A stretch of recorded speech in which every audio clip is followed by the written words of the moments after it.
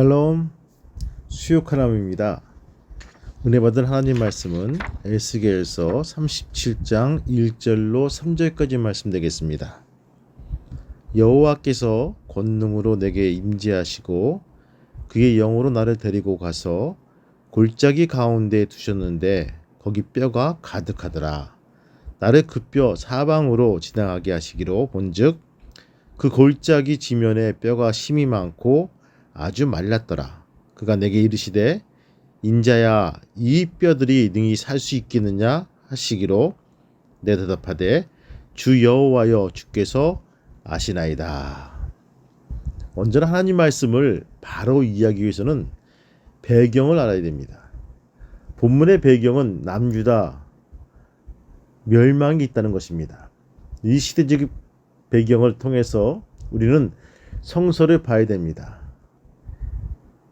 이 시대적인 비극, 바로 남왕국 유다의 멸망입니다. 에스겔을 문체적으로 읽으면 엉뚱한 해석을 하게 됩니다. 주전 605년 느부갓네살 왕이 바벨론의 왕위에 오른 후 근동의 대부분을 지배하게 되죠. 대제국을 건설한 느부갓네살은 주전 597년 오랜 포위 끝에 마침내 예루살렘을 점령하고 왕과 많은 귀족들을 포로로 잡아갑니다. 제사장 가문이었던 에스겔도 바벨론으로 끌려간 사람들 가운데 끼어 있습니다. 그때 하나님의 말씀을 전하도록 선지자로 부름받은 사람이 바로 에스겔입니다. 에스겔은 비관적인 예언을 합니다. 지금도 침략은 끝이 아니며 아직 유다에 살고 있는 나머지 사람들도 곧 사로잡혀서 바로 끌려갈 것이라고 예언합니다. 그 예언대로 기원전 586년 남왕국 유다는 바벨론에 완전히 멸망하고 인재와 귀족들은 모조리 포로로 잡혀갑니다. 그리고 바벨론에서 70년 포로 생활이 시작된 것입니다. 도무지 대적할 수 없는 대제국에 짓밟힌 이스라엘 백성들의 심정은 어떠했을까요? 그것은 한마디로 해골입니다. 또한 마른 뼈가 아니겠습니까? 그들은 죽음보다 더욱 깊은 절망에 빠져 있다는 것입니다. 이때의 심정을 시편은 이렇게 기록하고 있습니다. 시편 137편 1절로 3절 말씀 보니까 우리가 바빌론의 여러 강변 거기에 앉아서 시온을 기억하며 울었도다.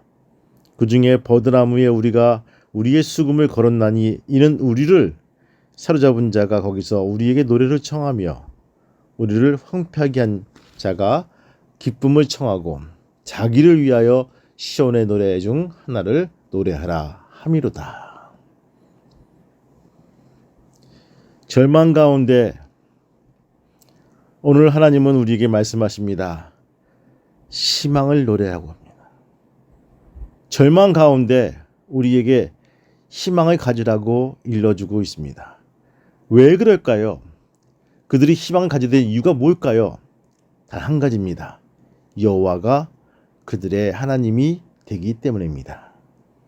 13절 말씀 보니까 내 백성들아 내가 너희 무덤을 열고 너희로 거기에서 나오게 한즉 너희는 내가 여호와인 줄 알리라. 절망 가운데 희망을 선포하라고 합니다. 절망 가운데 하나님을 보라고 말씀하십니다. 절망 가운데 주님을 바라봐야지 살 수 있다는 것입니다. 해골 같은 마른 뼈들이 둘러서 있는 그런 골짜기에 에스겔 골짜기에 무엇으로 그들이 뼈와 뼈가 맞닿고 살이 입히고 심줄이 들어가서 거기에 군대를 이룰 수 있겠습니까? 여호와만 가능하다는 것입니다. 주님만 할 수 있다는 것입니다. 그것을 우리에게 일러주고 있다는 것입니다. 우리가 아는 시편 23편 말씀은 우리를 목자의 양으로 비유합니다. 시편 기자는 든든한 반석과 같이 늘 안전하게 보호하고 돌보신다는 하나님을 찬양합니다. 한편으로 시편 23편을 묵상해 보면요. 양을 한 마리 한 마리 정성스럽게 돌보는 목자의 마음을 엿볼 수가 있죠. 특별히 우리를 돌보시고 인도하시는 주님의 사랑을 우리가 엿볼 수 있는 귀한 우리 모두가 되기를 소망합니다. 재미있는 이솝우화를 하나를 소개하고 말씀을 마칠까 합니다. 어느 날 개구리 삼형제가 커다란 우유통에 빠집니다. 우유통이 얼마나 큰지 아무리 애를 써도 빠져나올 수가 없었습니다.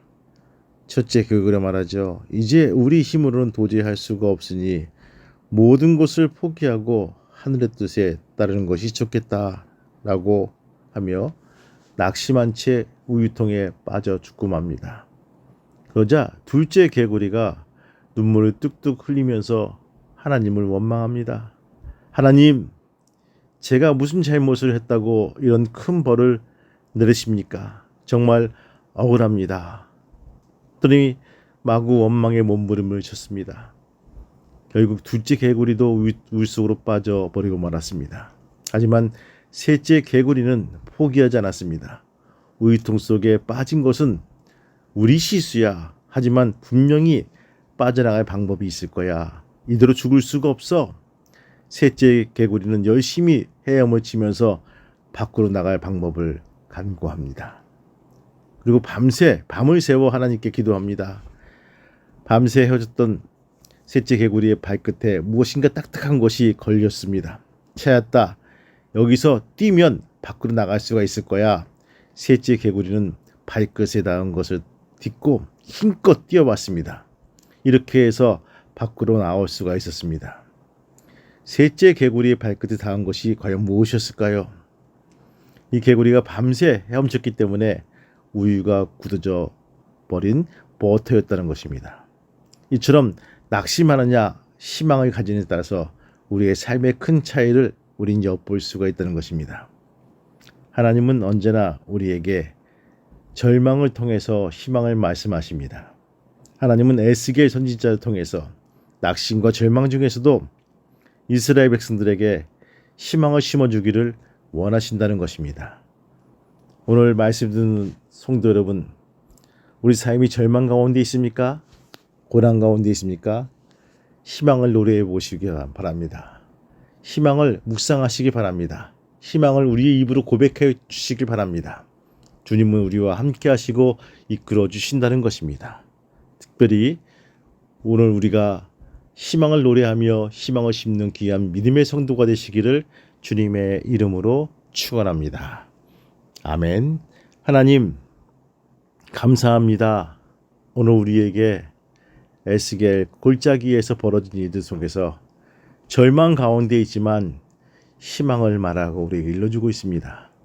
주님, 우리의 삶이 녹록치 않지만 희망을 말하며 희망의 삶이 될 수 있도록 도와주시고 인도하여 주옵소서.